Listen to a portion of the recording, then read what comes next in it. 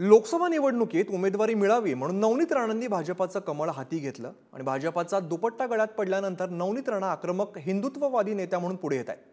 कारण हैदराबादमधील सभेतून राणांनी थेट ओवेसी बंधूंनाच इशारा दिलेला आहे। मात्र त्यामुळे राणांविरोधात गुन्हा दाखल झालाय। मात्र यानंतर नवनीत राणा आणखीनच आक्रमक झाल्याचं बघायला मिळतंय। बघूया त्या संदर्भातला हा स्पेशल रिपोर्ट। छटाकभर लोक नाही देशामध्ये तुमचे आणि तुम्ही 125 कोटीला धमकी देताय। त्यांना म्हटलं तुम्हाला 15 मिनिटं लागत असन, आम्हाला फक्त 15 सेकंड लागते। मी ते खुलेआम म्हटलंय की मी हैदराबाद येणार आहे, जिसमें दम होगा वो रोक के दिखाएगा। नवनीत राणांनी ओवेसी बंधूंविरोधात आणखीन आक्रमक बाणा घेतलाय।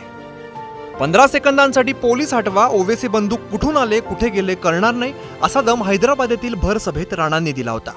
या वक्तव्यानंतर नवनीत राणांविरोधात हैदराबादेत गुन्हा दाखल झालाय। मात्र नवनीत राणांनी मागे न हटता पुन्हा एकदा ओवेसी बंधूंना इशारा दिलाय।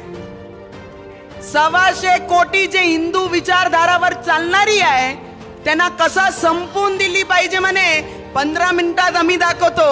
अरे तू काय दाखवीन? छटाकभर लोक नाही देशामध्ये तुमचे, 15-20 कोटी जनता आहे तुमची आणि तुम्ही 125 कोटीला धमकी देताय।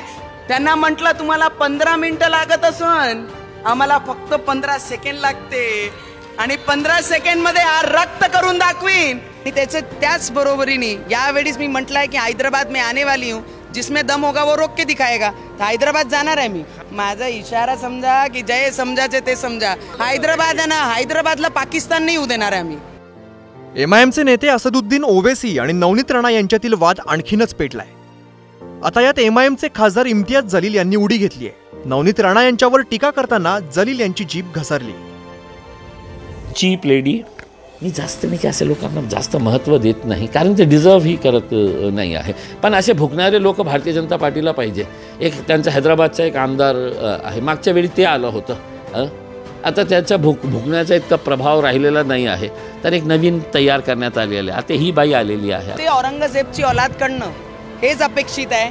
छत्रपती शिवाजी महाराजांचं रक्त जेव्हा अंगात असते ना तेव्हा माहीत पडते। माझी सैनिकाची मुलगी आहे, मी छटाक भरस आहे, कारण माझी सैनिकाची मुलगी, माझी सैनिक जेव्हा बॉर्डरवर देशाकरिता जे लढताय त्यांचे परिवार छटाक भरस असते आणि त्या परिवाराची मुलगी आहे। 140 कोटी जनतामध्ये ते 20 कोटी 25 कोटी नाही आहे, ते आम्हाला आमच्या लोकांना दम देत आहे, दम बर्दाश्त करणार नाही कोणी। काँग्रेसला मत देणं म्हणजे थेट पाकिस्तानला मत देणं असं वक्तव्य नवनीत राणांना भोवण्याची चिन्ह आहेत। कारण या प्रकरणी अमरावतीत काँग्रेसने नवनीत राणांविरोधात राजापेठ पोलीस ठाण्यामध्ये तक्रार दाखल केली आहे। राणांविरोधात गुन्हा दाखल करण्यात यावा अशी मागणी काँग्रेस नेत्यांनी केली आहे।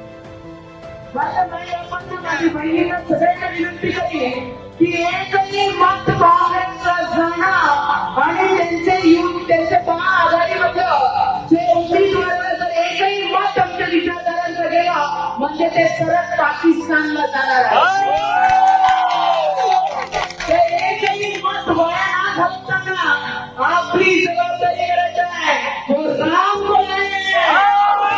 प्रचाराकरता गेलेल्या नवनीत राणा यांनी अत्यंत वादग्रस्त आणि मतदात्यांचा अपमानास्पद होईल अशा प्रकारचं वक्तव्य केलं। आज या राजापेठ पोलीस स्टेशनला त्या संदर्भात तक्रार दिली। त्यांच्यावर भारतीय दंड संहितेच्या नियमाखाली गुन्हा दाखल करावा व योग्य ती कारवाई करावी अशी आम्ही सूचना या प्रसंगी पोलीस अधिकाऱ्यांना केलेली आहे। ऐन लोकसभा निवडणुकीच्या धामधुमीत खासदार नवनीत राणांच्या अडचणीत वाढ झाली आहे। 15 सेकंदासाठी पोलीस हटवा या वक्तव्यावरून राणांविरोधात हैदराबादमध्ये गुन्हा दाखल करण्यात आलाय, तर आता अमरावतीत ही तक्रार दाखल करण्यात आलेली आहे। त्यामुळे खासदार नवनीत राणांवरती खरंच कारवाई होणार का हे पाहणं महत्त्वाचं असेल। संभाजीनगरहून सचिन जिरेसह छगन जाधव, अमरावती।